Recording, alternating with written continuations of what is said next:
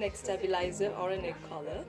It is being used during emergency situations when there is an injury to the cervical spine. Before applying it on the patient, first we have to adjust it depending on the length of the patient's neck. By using our fingers, we have to place it on the patient's neck and determine to which length we have to adjust it. And there are 4 lengths indicated on the neck stabilizer. If the neck is really short, it's no neck. Then we have short, regular and tall neck. So depending on that, we have to first adjust it and then apply it onto the patient. So now we'll see how a neck stabilizer is being applied on a patient who has an injury in the cervical spine. The first step is to measure the length of the neck by placing our fingers on the neck of the patient. In this patient's case, the length is of 3 fingers, and then we have to place those 3 fingers on the scale of the neck stabilizer to determine to which length we have to adjust the neck stabilizer. So in this case, we have to adjust it to the regular size and lock it. On both sides, we have to adjust it up to the regular. For the application of the neck stabilizer, there should be an assistant helping the doctor out. So because the patient cannot move his neck as he has a cervical spine injury, the assistant should be holding or stabilizing the patient's head while the doctor slides the neck stabilizer below the neck of the patient and then taping it.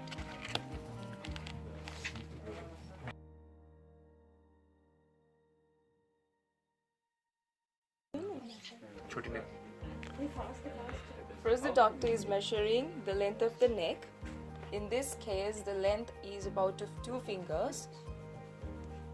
And then we have to place those 2 fingers on the scale of the neck stabilizer.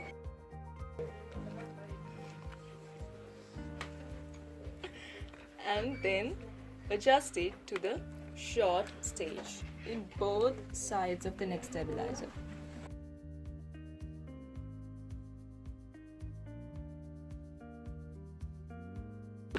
After adjusting the neck stabilizer, the assistant should be helping to stabilize the neck, and then the doctor will be sliding the neck stabilizer below the neck of the patient, and then by placing the neck stabilizer in place and then taping it.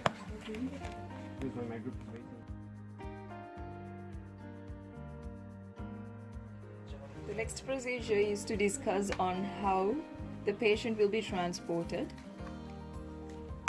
The first step is to stabilize the neck of the patient. Stabilize somebody.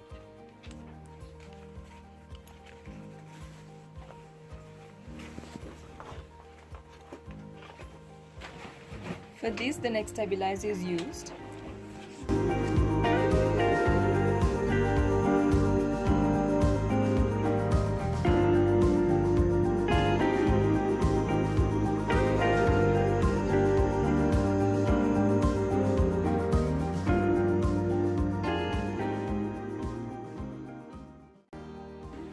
This is a spinal board. It is being used to transport the patient. So now we'll see how we are going to tie the patient on the spinal board. For that, there should be 2 people assisting the leader, and their hands should be placed in a crossed position. At the count to 3, the patient will be turned to his side. 1, 2, 3. And then the spinal board should be placed in the back of the patient, and then at the count to 3, it should be released again. 1, 2, 3.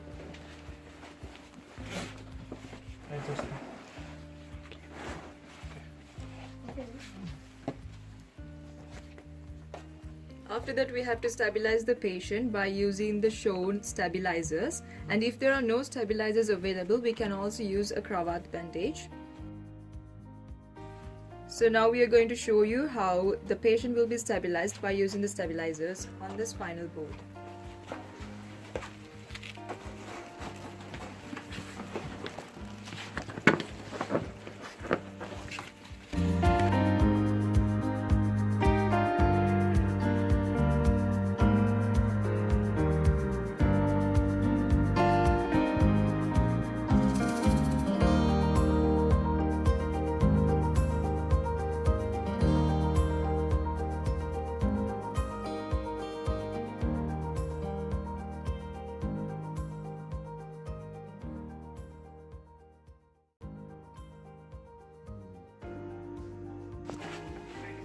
This is the finalized look once the stabilizers are in place.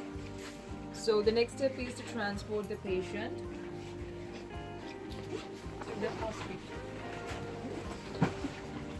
Transportation can be done by 2 or 4 people. First we're going to show you how it is being done by 4 people.